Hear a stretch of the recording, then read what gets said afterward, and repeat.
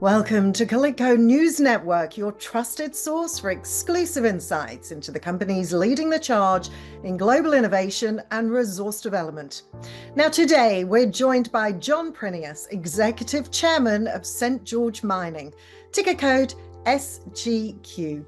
Following a major development, the first successful shipment of rare earths from the company's flagship Araxá project to Brazil's Magbras processing facility. Now, this milestone marks more than just a delivery.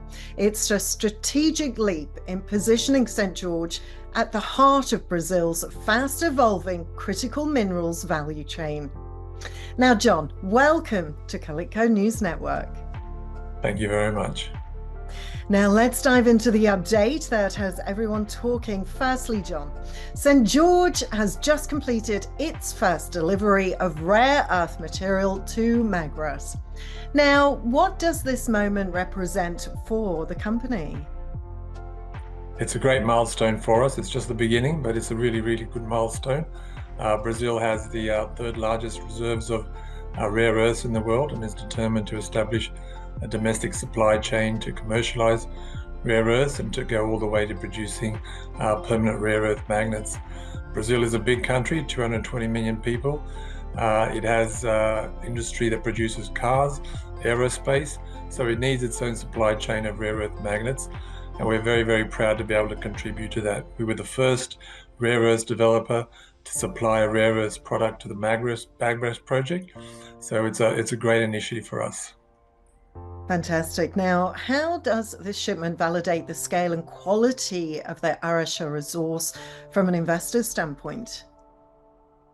Yeah, again, we were the first to deliver a product to the Magbras project, so that underscores our high grade and also our ability to come to market quickly. So we're very proud of that achievement, and it should be something that investors take note of. It absolutely is a very interesting feature. Now, St. George holds 100% interest in the Araxá Rare Earths project.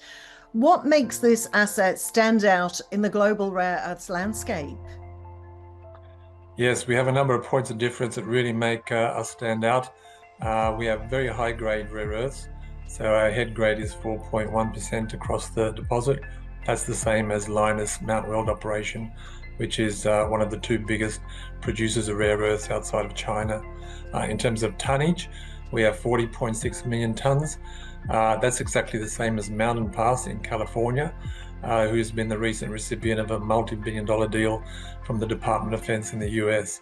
So we're already comparable to these two major producers. They've got $10 billion market caps. We're about Australian 100, but we've got a lot of milestones to deliver over the next few months, and hopefully we'll start closing that gap and show that we can also be a big producer like those guys.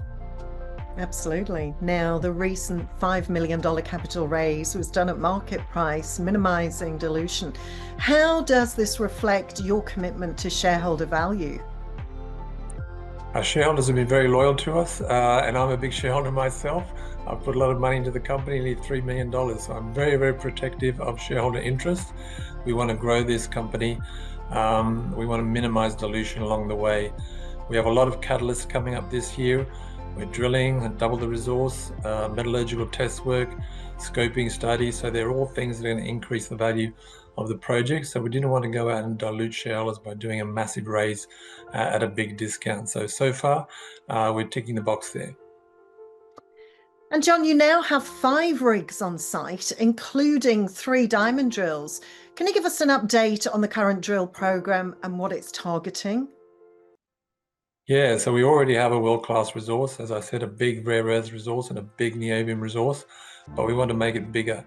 So we've got 5 drill rigs. The main aim is to expand the resource, so they're doing expansion drilling, and we're also doing infill drilling to convert the inferred category to indicated. That's very important in underpinning the scoping study and feasibility study. So it's a big drill campaign, it's 3.5 months, lots of results to be announced, lots of assays results. We aim to double the resource hopefully by the end of this period. That will come out in about October. So it's a very, very exciting time for shareholders. And with regards to the announcements of your first assays, they have been announced from the drilling, which confirm very high-grade rare earths in an area around 1 kilometre from the existing mineral resource. So what does this mean for the project? Yes, the first drilling we did was in this far eastern part of our project tenure, which hadn't really been explored before. And we've found some very high-grade rare earths, among the highest we've ever intersected across the project. So basically, we've uncovered a new zone of mineralization, which could add many, many tons to the resource. We've got to drill it out now with some deeper drilling, but getting 13% TREO from surface is amazing. And it's also up at 30% NdPr ratio as well, which is really, really exciting. Well, it's clearly such a high activity period for Arasha. Let's talk about long-term value creation now. So what role does Brazil's critical minerals policy play in supporting projects like Arasha, and how does that benefit SGQ? Yeah, so we're very lucky to be in the state of Minas Gerais, one of the most pro-business, pro-mining states I think you've ever find around the world. We've signed a cooperation agreement with the government there to expedite our permitting approvals in exchange for our investment in the project.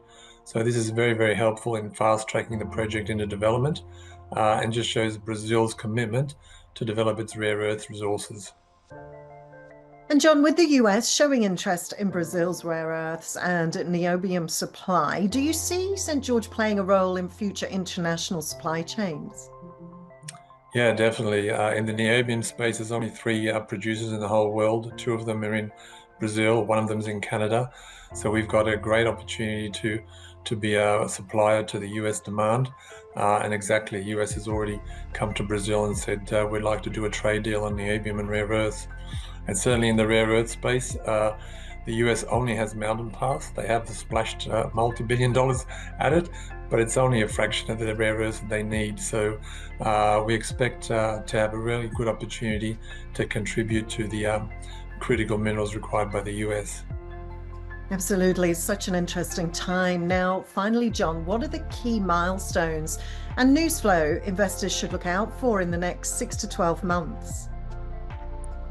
Lots and lots of work underway at the project. The main one at the moment is the drilling campaign, 3.5 months worth of drilling, lots of results over the next 4 or 5 months, culminating in an upgrade to the resource around October.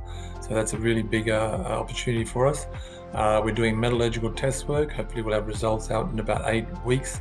That'll show that we can produce commercial products in both niobium and rare earths. We'll have a scoping study, maybe even a PFS by the end of the year. Lots more news about the permitting in the first half of next year. We're getting knocks on the door from end users who want to sign up offtake. So there could be some strategic investments to announce as well over the next 6 or so months. So a very exciting time where we're adding a lot of value to the project. It really is such a busy and exciting time for St. George Mining. Now, thank you so much for your time there, John. With high-grade resources, strategic groundwork, and drilling well underway, St. George Mining is poised to become a significant force in the global rare earth sector, right from the heart of Brazil.